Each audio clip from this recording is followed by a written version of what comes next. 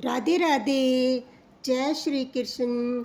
आप सभी भक्तों को कामिका एकादशी की ढेरों शुभकामनाएं। कामिका श्रावण मास के कृष्ण पक्ष की एकादशी कामिका एकादशी कहलाती है।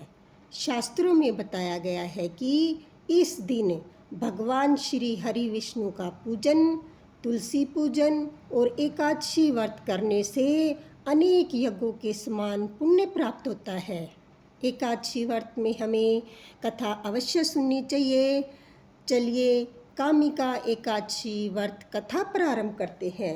बोलो विष्णु भगवान की जय, तुलसी माता की जय, एकादशी माता की जय। कुंती पुत्र धर्मराज युधिष्ठिर कहने लगे, हे भगवान, आषाढ़ शुक्ला देवशयनी एकादशी तथा चातुर्मास्य व्रत महात्म्य मैंने भली प्रकार से सुना। अब कृपा करके श्रावण कृष्णा एकादशी का क्या नाम है, सो आप विस्तार पूर्वक कहिए। श्री कृष्ण भगवान कहने लगे कि हे युधिष्ठिर, इस एकादशी की कथा को एक समय ब्रह्मा जी ने नारद जी से कहा था, वही मैं तुमसे कहता हूँ। नारद जी ने ब्रह्मा जी से पूछा था, हे पितामह, श्रावण मास के कृष्ण पक्ष की एकादशी की कथा सुनने की मेरी इच्छा है। उसका क्या नाम है, क्या विधि है और उसका महत्व क्या है, सो आप कृपा पूर्वक मुझसे कहिए। नारद जी के ये वचन सुनकर ब्रह्मा जी ने कहा कि हे नारद, सब लोगों के हित के लिए तुमने यह बहुत अच्छा प्रश्न किया है। श्रावण मास के कृष्ण पक्ष की एकादशी का नाम है कामिका। उसके सुनने मात्र से वाजपेयी यज्ञ का फल मिलता है। इस दिन शंख चक्र गदाधारी विष्णु भगवान का पूजन होता है, जिसका नाम श्रीधर, हरि, विष्णु, माधव और मधुसूदन है। उनकी पूजा करने से जो फल प्राप्त होता है सो सुनो। जो फल गंगा, काशी, नैमिषारण्य और पुष्कर स्नान का नहीं होता, वह विष्णु भगवान के पूजन से मिलता है।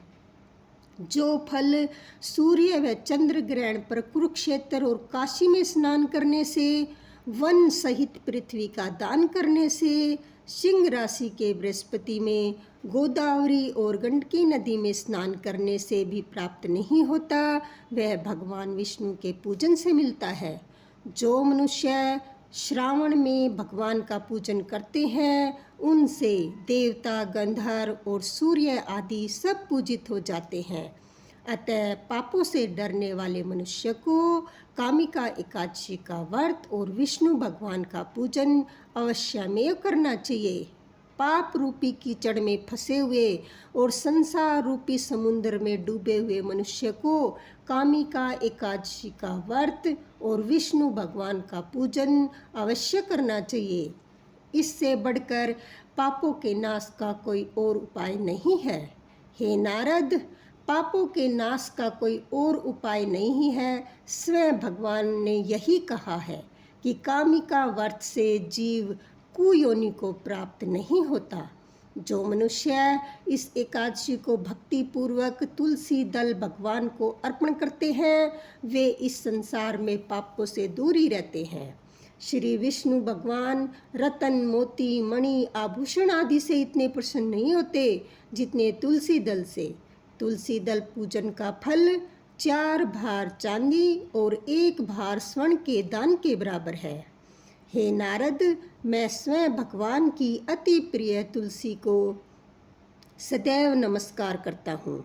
तुलसी के वृक्ष को सींचने से मनुष्य की सब यातनाएं नष्ट हो जाती है।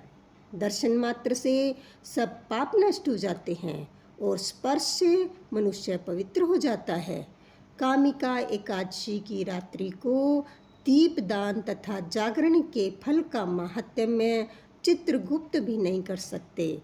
जो इस एकादशी की रात्रि को भगवान के मंदिर में दीपक जलाते हैं, उसके पितर स्वर्ग लोक में अमृत पान करते हैं और तथा जो घी या तेल का दीपक जलाते हैं वे 100 करोड़ दीपकों से प्रकाशित होकर सूर्य लोक को जाते हैं।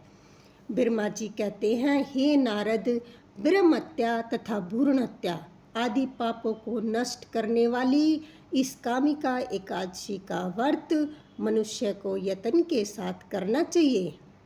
कामिका एकादशी के व्रत का महात्म्य, जो श्रद्धा से पढ़ने व सुनने वाला मनुष्य सब पापों से छूटकर विष्णु लोक को जाता है।